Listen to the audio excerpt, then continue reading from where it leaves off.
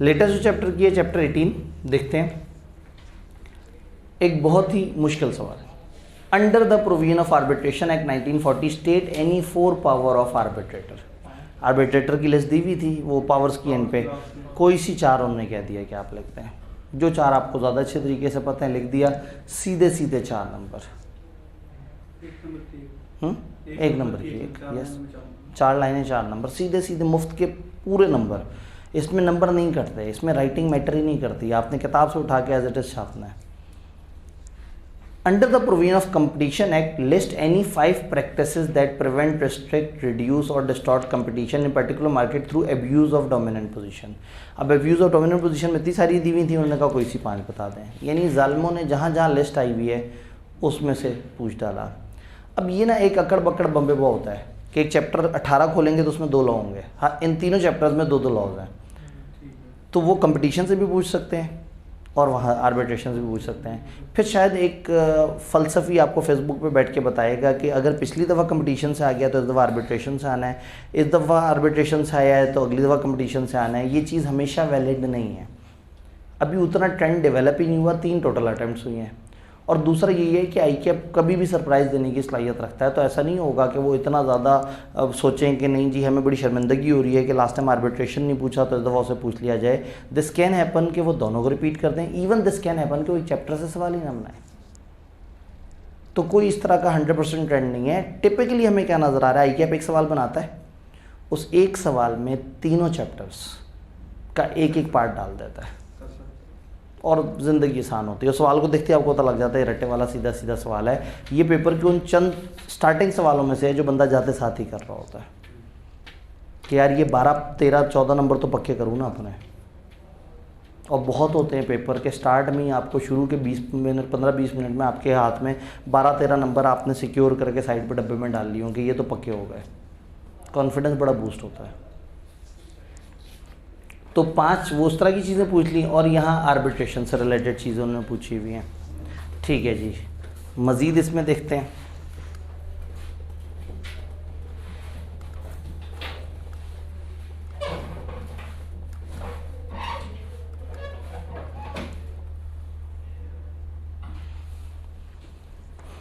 Chapter 17 की बात करके देख लेते हैं। Briefly explain when a person may be considered as offender by virtue of which such person may be punished under the provision of Prevention of Electronic Crimes Act 2016। Prevention of electronic crime act के अंदर बताएं कब एक बंदे को कहेंगे कि वो ऑफेंडर है बाय विर्च्यू ऑफ विच इस बंदे को पनिश किया जा सकता है। टेबल ऑफेंडर पूछ लिया। अब आप वही बात है कि 6 ऑफेंसेस से ऑफेंडर बना दें और ग्लोरिफिकेशन के नीचे वाला मैंने आपसे कहा था कि वो वाला आपने याद कर लेना है। तो टेक्निकली अगर आपको लगता है कि वो जालिम रट्टा नहीं पूछ सकते तो उन्होंने टेबल का एक पूरा कॉलम पूछ लिया। ये नहीं पूछा बताओ उनको सज़ाएं क्या होंगी, बताएं कब एक बंदा कंसिडर किया जाएगा ऑफेंडर जिसकी वजह से उसको पनिशमेंट होगी prevention of electronic crime act के तहत। Done. Explain the term critical infrastructure as defined under provision of prevention of electronic crime act. 2 अलग अलग अटेम्प्ट, एक ही लॉ रिपीट हो गया। स्प्रिंग 22 में आता है, ऑटम 22 में भी आता है। तो स्प्रिंग 22 में लोगों ने देखा होगा इलेक्ट्रॉनिक क्राइम आ गया, तो अगली दफ़ा वो तैयार करके गए होंगे प्राइवेसी वाला, डाटा प्रोटेक्शन वाला, और ये फिर रिपीट हो गया। तो इसलिए हरगिज़ इस तरह का ट्रेंड नहीं बनाना। 2-2 सफ़े हैं, अब उसमें बंदा क्या शॉर्टकट मारे। तो जो सबसे तकलीफ डेफिनेशन पूछी जा सकती थी वो पूछ ली। क्रिटिकल इंफ्रास्ट्रक्चर 3 नंबर के लिए, आसान बात 5 नंबर के लिए। उन्हें क्या पता, हम लोगों ने लॉजिक समझी हुई है। और मुश्किल डेफिनेशन 3 नंबर के लिए, तो बता सकेंगे दोनों चीज़ें। चैप्टर 16 के बारे में बात करते हैं।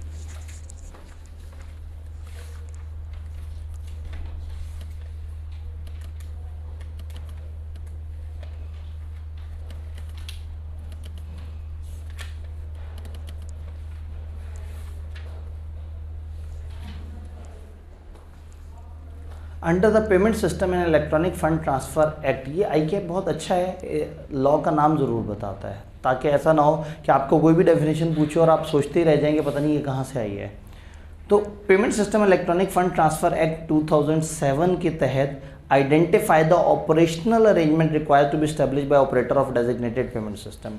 DPS के ऑपरेटर को ऑपरेशनल अरेंजमेंट्स कौन से रखने हैं, याद है? ऑपरेटर्स वगैरह सही हो, डिवाइस, सिक्योरिटी, फलाना फलाना, बैकअप शैकअप, वो एक लिस्ट बनी हुई थी 4 पॉइंट्स की, 4 नंबर का सीधा सीधा सवाल। Under the provision of anti money laundering act 2010 explain when a person may be held accountable for money laundering offence, बताएं कब एक बंदा अकाउंटेबल ठहराया जाएगा मनी लॉन्ड्रिंग ऑफेंस के लिए। Also discuss the possible consequences if he is proven guilty. अब वही बात है कि अपनी मर्जी है तो 5 नंबर के लिए बहुत कुछ पूछ डाला। पहले मनी लॉन्ड्रिंग की डेफिनेशन पूछी है पूरी कि कब कहा जाएगा कि एक बंदा मनी लॉन्ड्रिंग कर रहा है, फिर उसकी सज़ा भी पूछ ली, इतने में 50 मिलियन 1 से 10 साल के है तो वो चीज़ फॉरफिट हो जाएगी। नंबर थोड़े से और ज़्यादा होते हैं तो हम, चूँकि उन्होंने पर्सन बोला है तो हम कंपनी वाली बात भी लिख देते हैं। अभी चूँकि नंबर मुनासिब है और ऑलरेडी हम एक डेफिनेशन अच्छी खासी लिख चुके होंगे, तो सिंगल पर्सन के जो जुर्माने और वो डेफिनेशन पूरी लिखने के 5 नंबर। जी, रिस्क ना लिया जाए तो बेहतर है। अगर ज़रा सा भी डाउट है और 3 इजाफी लाइनें हैं तो 1 मिनट लगना है वो 3 इजाफी लाइनें लिखने में, खामखा एक आध नंबर कट जाए बिला वजह, और यही 1-1 2-2 नंबरों ने तो आहिस्ता आहिस्ता पास होने के करीब पहुँचाना है। क्लियर? अब देखते हैं रीसेंट पेपर में क्या आया। रीसेंट पेपर का जो एंड वाला मॉक है वो शायद हमारे पास यहाँ नहीं होगा, मुझे ऐसा क्यों लग रहा है कि इस आंसर्स की फाइल की एंड पे लगा हुआ हो। नहीं है ना इधर, नहीं कोई मसला नहीं, हम किताब से डायरेक्ट पढ़ लेते हैं। नेट चल रहा है, ICAP की वेबसाइट से उठाते हैं।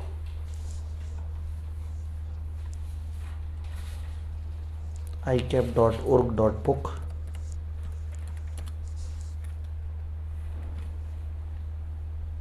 नॉट सिक्योर, वो कह रहे हैं ICAP सिक्योर नहीं है।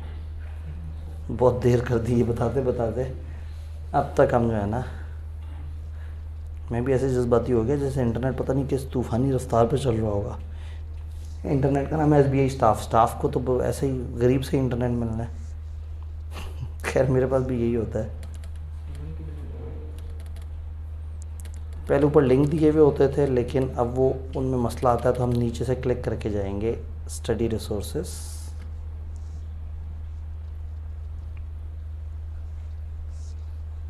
कोई बात नहीं, आज तो टाइम ही टाइम है हमारे पास।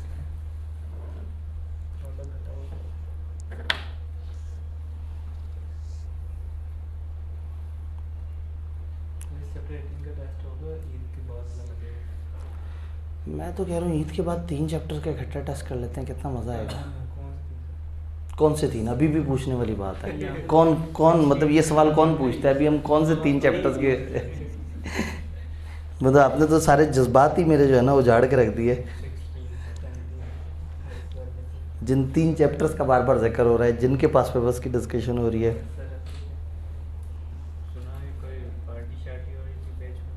क्या हो रहा है? पार्टी हो रही थी कैसी? पिछली क्लास में? पिछली क्लास वाले बड़े खुश नसीब लोग हैं जी, उनको अक्सर कुछ जो है ना वो जूस चिप्स वगैरह मिल जाते हैं। मैं रात देर तक यहाँ पे बहुत सारी चीज़ों में फाइनल प्लस बाकी एक्टिविटीज़ में होता हूँ, तो अक्सर 2-3 साढ़े 3 भी बज जाते हैं निकलते निकलते।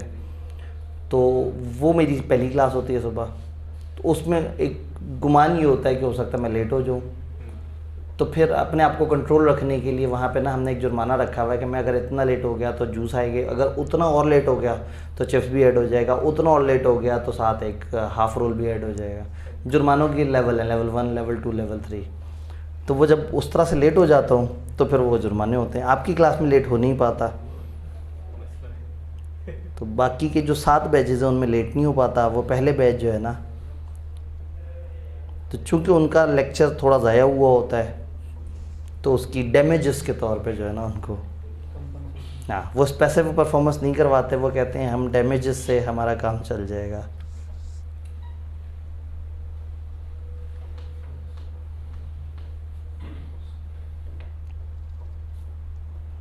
जितना स्लो चल सकता है वो चल के दिखा रहा है।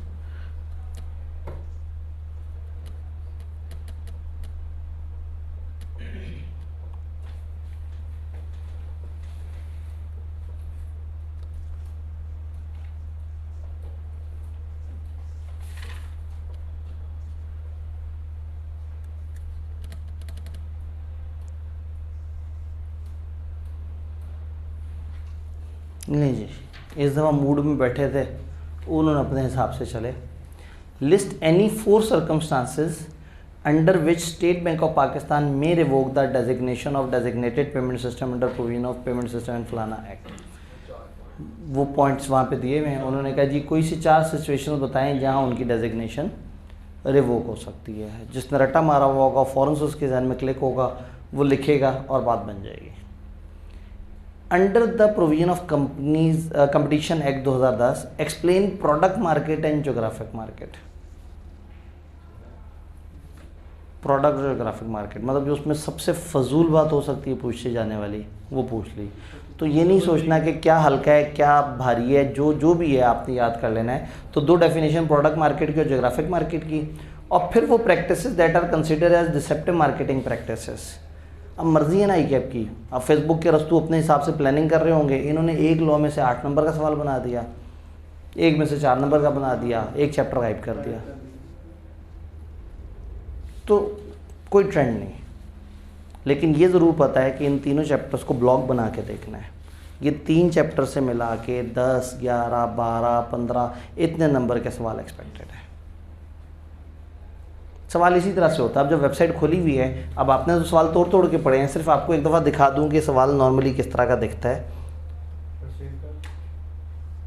जी। हाँ, इतनी मेहनत के बाद खुल ही गया था। नहीं, वो हमारे पास सिर्फ कन्वर्ट करने वाली बात है। मेरी किताब की सॉफ्ट कॉपी अवेलेबल है ना, उसके एंड पे मॉक दिया हुआ होता है, बस वो यहाँ फोल्डर रखते हुए शायद जो है ना वो मिस हो गया हो।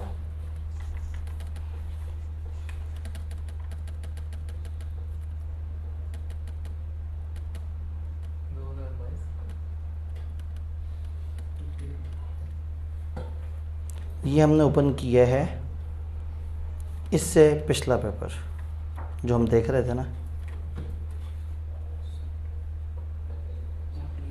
ये देखें एक सवाल, उस सवाल के 3 पार्ट, एक चैप्टर, दूसरा चैप्टर, तीसरा चैप्टर। सवाल को देखते ही पता लग जाता है रट्टे वाला सवाल।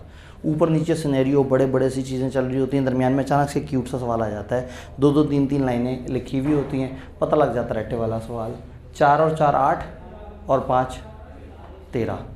तो इस वाली अटैम्प्ट में 13 नंबर, रीसेंट अटैम्प्ट जो देखी उसमें 12 नंबर। इससे पिछला पेपर भी देख लेते हैं, आज तो टाइम ही टाइम है।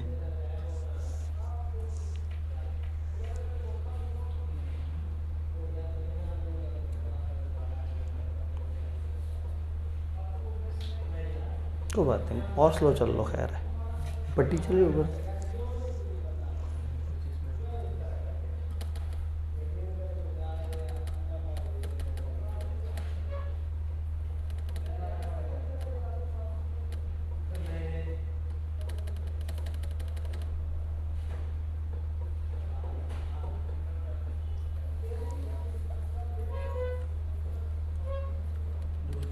Question number 7,